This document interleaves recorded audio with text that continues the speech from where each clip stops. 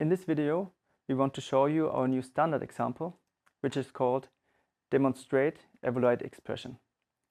We are loading it in the MERLIC creator. And here on the left side, you see the workflow. For showing it to you, we're using the fuses image. Maybe you have seen this already in other examples.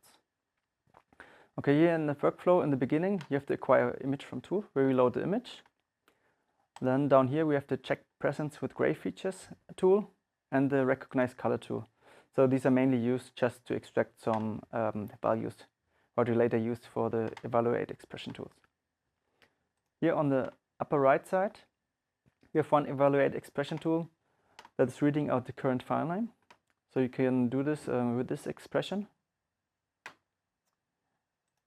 And down here in the evaluate expression tool, we are counting the colors of the red, blue and yellow fuses.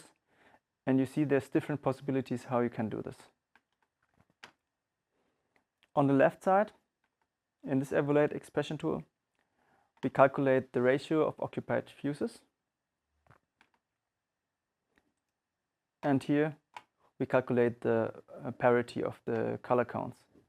You see again, there's different possibilities how to do this with the evaluate expression tool. On the right side, we calculate the most frequently colors.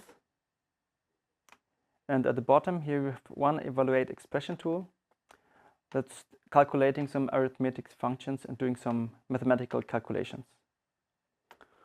Okay, now we also have a front end for you. I will launch it. And here you see the image, and here on the right side and on the bottom you see some results.